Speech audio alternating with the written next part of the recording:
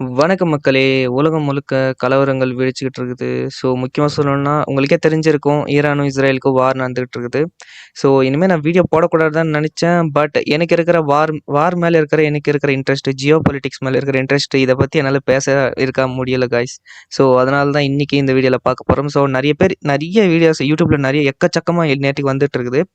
So, இந்த Jio politics பத்தி ஈரானுக்கும், இஸ்ரேலுக்கும் வார் நடந்துகிட்டு இருக்குது.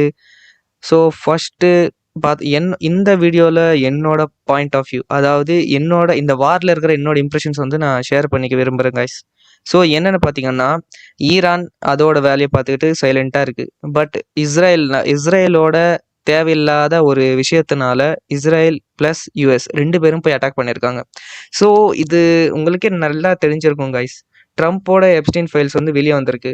ஸோ, அத மறைக்கிறதுக்கு ட்ரம்ப் வந்து இஸ்ரேல் கூட சேர்ந்துக்கிட்டு இப்படி வேலை பார்த்துட்டு இருக்கான். முக்கியமா சொல்லணும்னா, அமெரிக்காவ ஆட்சி பண்றது இந்த பெடோஃபைல்ஸ் தான். அது மட்டும் இல்லாம இஸ்ரேலோட கண்ட்ரோல்ல தான் அமெரிக்காவே இருக்கு காய்ஸ். பாவம் அந்த மக்கள் படாத பாடுபடுறாங்க. டாக்ஸ் கட்டுறாங்க. இருந்தாலும் லாஸ்ட்டுக்கு என்ன ஆகுது? இஸ்ரேல் கைக்கு தான் போகுது. எது எடுத்தாலும் 3.8 பில்லியன் டூ இஸ்ரேல் அப்படின்னு சொல்லிட்டு இருப்பாரு ட்ரம்ப். வேற எதுவும் பண்ண மாட்டான். ஸோ, இருக்கறதுலே எனக்கு தெரிஞ்சு வொர்ஸ்ட் பிரசிடென்ட் அப்படின்னு சொன்னா அது ட்ரம்ப் தான் காய்ஸ். இதுல வேற இவருக்கு நோபல் பிரைஸ் வேணும்னு இவரே நாமினேட் பண்ணிக்கிட்டாரு. இதுல முக்கியமான விஷயம் என்னன்னா, போர் ஆரம்பிச்சு வச்சது இவங்க. ஸோ, இவங்க வந்து ட்வீட் போட்டிருக்காங்க காய்ஸ். இஸ்ரேல் வந்து என்னன்னா, Israel has a right to defend it செல்ஃபா. ஏன்டா நீங்க போய் அடிச்சிட்டீங்க. ஸோ, நீங்களே டிஃபெண்ட் பண்ணிப்பீங்க. அவங்க வந்து அடிக்கக்கூடாது. என்னடா இப்படி பண்றீங்க? யூரோப்பியன் யூனியன்ஸ் இந்த இப்போ இஸ்ரேல், யுஎஸ், யூரோப்பியன் யூனியன்ஸ் எல்லாம் சமிட் ஒன்று பண்ணியிருக்காங்க. அதுலயும் யூரோப்பியன் யூனியன்ஸ் வந்து சீரியஸா கண்டம் பண்ணியிருக்காங்க. என்னன்னு பாத்தீங்கன்னா, இஸ்ரேலை கண்டம் பண்ணல, ஈரானை தான் கண்டம் பண்ணியிருக்காங்க. அவங்க அடிச்சா நீங்க திருப்பி அடிப்பீங்களா அப்படின்னு.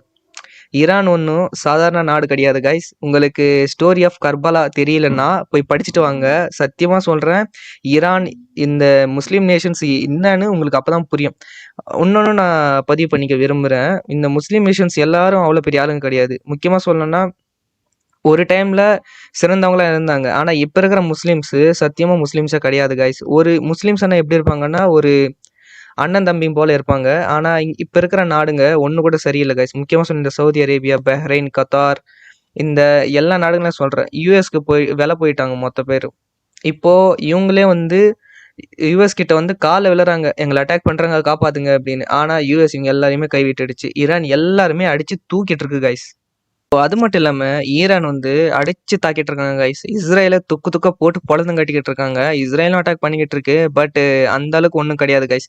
ஈரான் கிட்ட என்னதான் நியூக்ளியர் பவர் இல்லைன்னாலும் அவங்க கிட்ட இருக்கிற மொத்த ஸ்ட்ரென்த்தை யூஸ் பண்ணி அடிச்சுக்கிட்டு இருக்காங்க.